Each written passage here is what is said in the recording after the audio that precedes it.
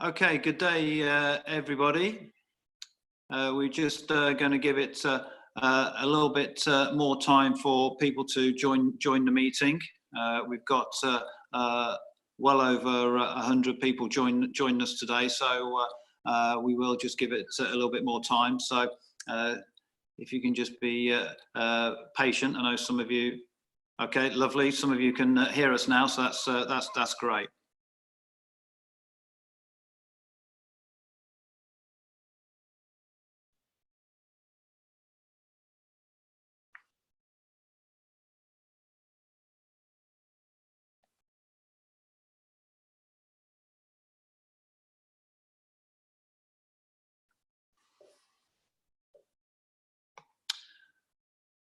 Okay, hopefully you can all hear me now. Thank you for joining on time, and welcome to our presentation about applied generals. My name is Colin Ilsley, and I'm one of the heads of learning at Worthing College. And this morning I'm going to be joined by Sam Cosham, who's subject leader for health and social care and law. So we're going to be going through this presentation with you. There are a number of slides for you to read and obviously listen to us at the same time. Feel free to use the chat button to ask any questions, and some of those might get answered as we go along. But if they don't, we'll try and answer them at the end. Okay. So, Megan, if you can just move us along. So first of all, welcome to both Worthing College potential students and also from Haywards Heath as well. It's great that you're all here this morning. The weather's not great, so obviously it's a good time to be inside listening to us. So this talk is all about applied general qualifications. Okay, so the first thing is, so what is an applied general qualification? You need to consider an applied general qualification as any course that's not an A-level. Okay, so A-levels are assessed at the end of 2 years, okay, where you have what we call terminal exams at the end of two years. So the applied generals are assessed differently. Okay, and the different ways that they're assessed include things like coursework, exams, controlled assessments, practicals. So quite different to the A-levels that you may be more familiar with. Okay, and the applied generals come with different titles. So on the screen, you'll see some of the different applied generals that we offer. We've got BTECs, we've got CAMTECs, City and Guilds, WJEC, that's the Welsh Board, the IBF, which is Institute of Banking and Finance, and then RSL, which is Rock School. Okay, so we have a different set of applied generals with different names. Okay, but realistically, those titles that you might come across are just to do with the exam board. So just like GCSE, where you might have had different exam boards, those labels that you see in front of you are very much to do with just the different exam boards. But they are all the same.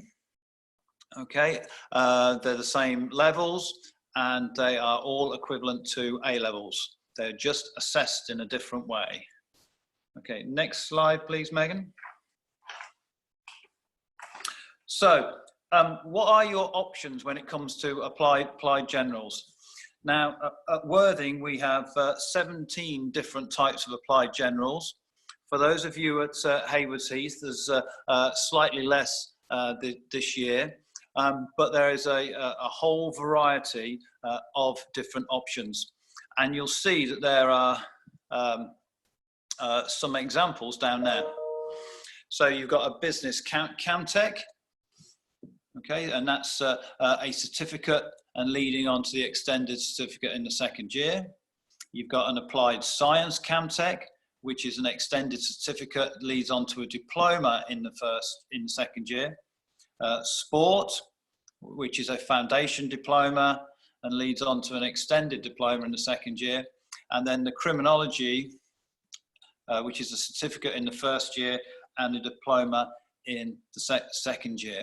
So those are just some examples that are offered at both campuses. But as I said, there's a whole host of them that are applied generals. But you'll see that the courses have different names, as in certificate, extended certificate, and those are important because those dictate the size of the qualification. Okay, and Sam will explain a little bit more about that on the next slide. Thanks, Colin. So both colleges offer, as Colin's already said, a wide range of applied general courses. The easiest comparison for us to explain the different sizes to you is to compare them to A levels, because most of us are familiar with the structure for these. The level 3 certificate. So you can see on here that we've mentioned certificate and extended certificate. The certificate is a complete qualification. It's taken commonly over 1 year, and then it's worth the equivalent to half of an A level, or an AS in old money. So it's worth half of an A level. Commonly that then leads to a second year of study, which gives you this full 2 years, which means the extended certificate, that is then the equivalent to 1 A level. There's a foundation diploma that can be taken again as a 1-year course, and it has the equivalency to 1.5 A levels. But again, commonly that is actually a 2-year course of study, which leads to the extended diploma, which is worth 3 A levels. Finally, we've got the level 3 diploma, which kind of sits in the middle, and that is worth the equivalent to 2 A levels. So you can see that they do have a direct comparison across the different types of qualification. Megan, can we have the next slide, please? Thank you. Now, in terms of how they're assessed, Colin's already touched on how they're different to A levels. So with an A level, you study for 2 years, and you are assessed at the end of that 2-year period. Nearly all of the applied generals are a real mix of coursework and external assessment. So there are still some elements of external assessment in most of the courses, but this means that there's a wide range of skills that are tested, and they don't simply rely on your ability to retain large chunks of information across a 2-year period. Each qualification is broken down into units, and each unit is a different length and therefore a different value. And each of the units can be achieved to either pass, merit, or distinction level, with distinction being the highest. Now, these are cumulative. So what that means is that if you're going to achieve the pass, you need to achieve all of the pass criteria. If you're going to achieve a merit, you need to achieve all of the pass and the merit. And as there's a pattern here, in order to achieve the distinction, you need to have achieved all of the pass, merit, and distinction. Depending upon the size of the unit, so not all units are the same size, they carry a variety of different points, and those points are then accrued to achieve an overall grade at the end of the first year, and then again at the end of the second year. We adopt a wide range of methods for capturing this knowledge, in addition to the external assessment, and that's quite often a portfolio of work, and that can be made up of written work, presentations, work experience, and then for other subject-specific tasks according to the subject that you're studying. The expectation is that each student will spend as much time outside of the classroom on their independent study as they do inside the classroom. So if you're taking 3 subjects, which is the most common, then you'd have 12 hours contact time inside the classroom, and the expectation is that you would replicate that in terms of independent study outside of the classroom. You might find you're working on coursework, or if it's an externally assessed unit, you'll be given what we call an ISP, which is an independent study pack, and your time will be spent working on that. Can we have the next slide, Megan? Thank you. As I started off by saying, the applied generals do test a wide range of skills. It does include, but is not limited to, knowledge retention. So again, it's not about remembering vast swathes of information, although there is of course an element of that. One of the most important skills that you are going to refine studying these courses is that of deadline management. It's really crucial life skill as well, to be able to meet deadlines.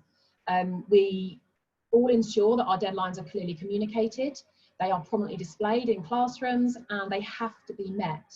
That's a requirement of the boards. If we assume that deadline is met, then you have a chance to resubmit any work for improvement if it's necessary. So you get one chance to take that work back with some feedback, to make some improvements, and to give it back to be reassessed. You get 10 days to do that.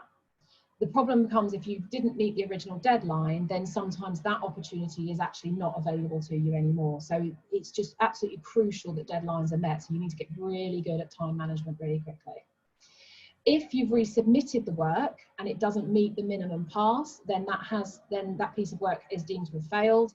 However, there is a further opportunity later on down the line to retake one piece of work at the end of the year. So all is not lost by any stretch.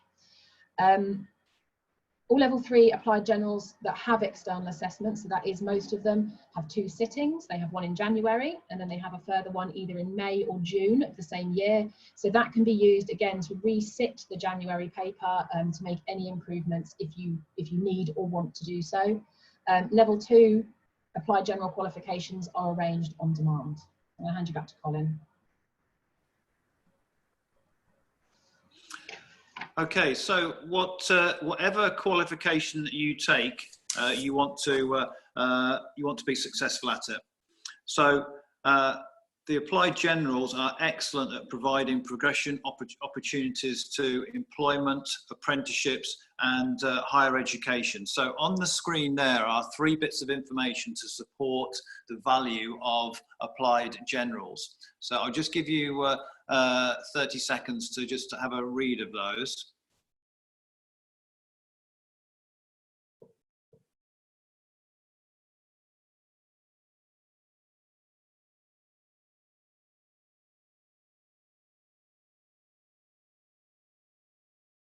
So you can see from reading those that employers really value applied generals, often because they have a vocational element to it, which means a practical element up to it. So you link your theory to practice, and many of them will have work experience embedded, particularly the bigger qualifications. So therefore they are attractive to employers.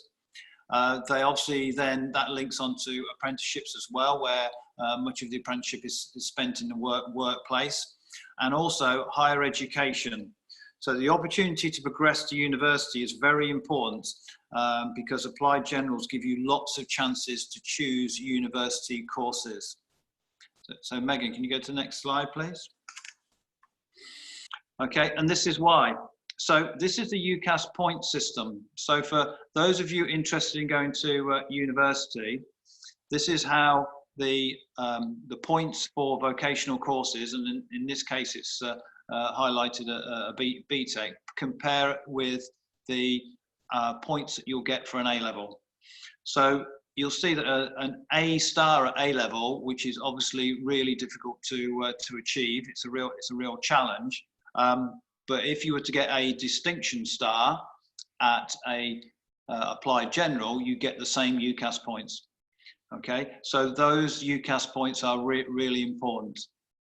Okay, so can you go to the next slide, please, Megan? And here's 2 examples why. So these are just sort of random types of courses. Okay, unless you're applying for courses such as medicine, veterinary, dentistry, where universities will ask for specific A levels. Okay, many universities now just ask for points. Okay, so this is where the points that you gain from your applied generals really help you. So you've got 2 examples there, one from sport coaching at University of Winchester, one from University of Derby. So they are looking for a range of points which are highlighted on there. Okay, so it's about how you achieve those points. It's not asking you for particular A levels.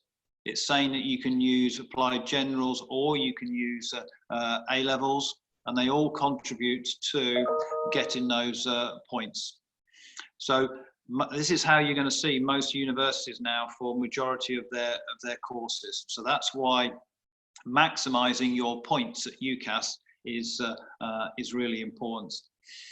Okay, so it's making the right choices about whether or not you do A level or whether you do an applied general, it's trying to consider how you're going to be most successful, and if you're going to university, how you might gain as many points as possible. Okay, so hopefully in the 15 minutes we've spent talking to you, you're a little bit clearer about what an applied general is, okay, how they come in different sizes, how they're assessed, and how they can support progression. Okay, so can we go to the next slide, Megan? Okay, so there are more resources that are on the college website. Okay, not only for this event, but also if you're looking at the individual course descriptions, you can find information about that as well. So the websites for both Haywards Heath and Worthing are really important forms of getting further information. If you go to the next slide, Megan. Okay, so all this information will be uploaded to the website. Okay, this is being recorded so that you'll have an opportunity to revisit it if you need to.